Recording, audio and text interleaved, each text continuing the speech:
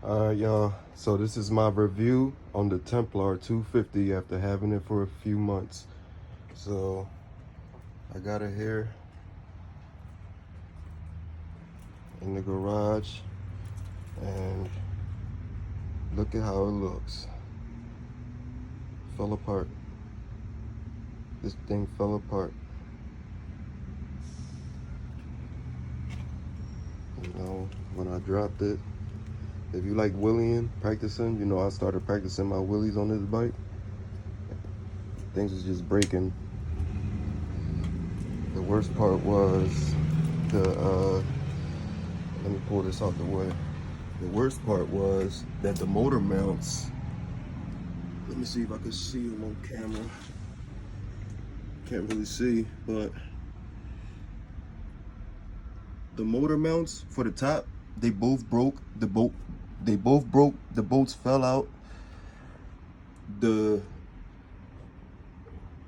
bolt right there, I put that on there. See, I think that's broken too.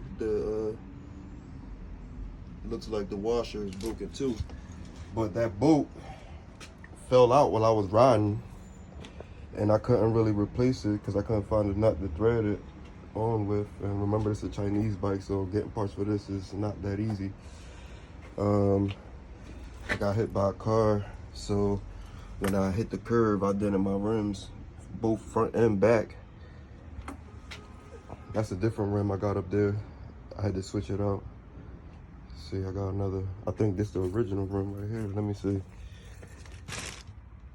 Nah, this ain't it. But yeah, man, do I recommend buying this bike? Nah. Why? Because your motor mounts are gonna break. They're cheap, right? They're very cheap. Unless you can get those, unless you one of those guys that you can just make your own motor mounts with plates, you know, real steel plates. Make your own, you know what I'm saying? Cut them out and all that. If you're a machine guy, you know, that's what I was thinking about doing. But you know, stuff was just falling apart. I put that muffler on. That's my muffler. And then the front, the light, the thing that was holding the light, that fell off. I mean, that broke off. And the fender, that was like the first thing that went. That broke off from popping wheelies, you know, from it coming down. And I didn't mount it right, really, too. And the part and the mount bracket for that broke too, you know, cheaply made. So yeah, man. This was the first bike I purchased, and after a few months, it wasn't really worth it. You know, then I got this KX85, never really rode it like that because it got issues. But this is what I'm riding now, a 400. Keep in mind, I never really rode before, but I'm riding this, wheeling this. Been in a couple of accidents already, landed on somebody's trunk and everything, and I'm good. You know, the bike is good, holding up strong.